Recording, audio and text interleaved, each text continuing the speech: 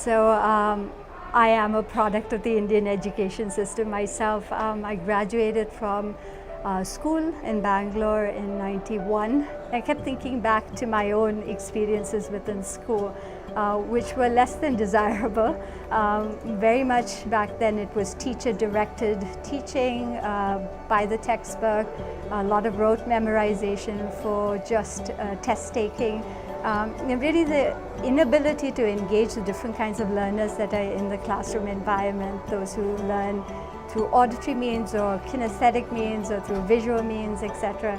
I did a lot of research that focused on the use of the arts to develop cognitive skills in kids, etc. And then I ran a program for an art education organization in New York City. I was their program director.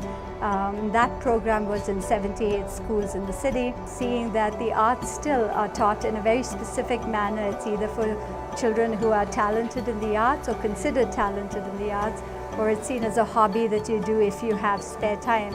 Very rarely do we look at the arts as something that develops critical thinking skills, problem solving, flexible thinking, what we call 21st century learning skills. Seeing a little bit of a vacuum in that space is what kind of propelled this desire to finally make that move and say, let's try it out, let's take the knowledge and the understanding of what the arts and education can be like and see whether we can implement it in programming in India itself. I always say we are an educational organization that's using the arts as a tool for learning, and the aim of it is not just to provide programming.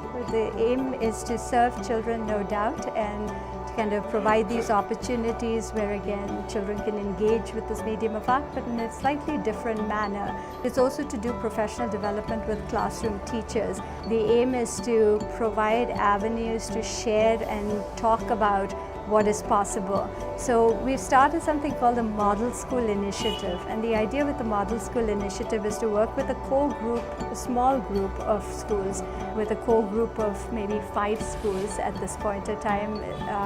And what comes out of those programs, and ArtSparks does direct interventions in those schools, working with the teachers, working with the students, and what comes out of those programs serve as exemplars of what's possible through an arts-based program and serve as best practices. Beyond that, this year we're starting 2 pilots at 2 different schools. We're piloting something called the Creative Learning Lab. And the idea is to go to under-resourced, low-income schools that don't have access and creating a dedicated space for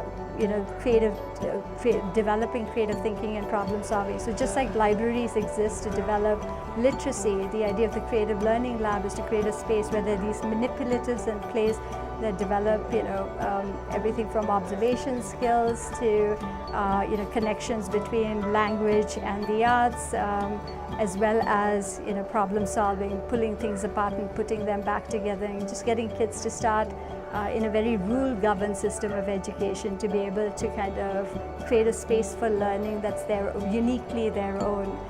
We're working with the teachers at the schools, identify the teacher who becomes a resource person for that school, for that lab, who then also is there to help facilitate what's happening during the allocated times that the lab is open. So those are the 3 avenues right now that work is happening under the umbrella of ArtSparks Foundation.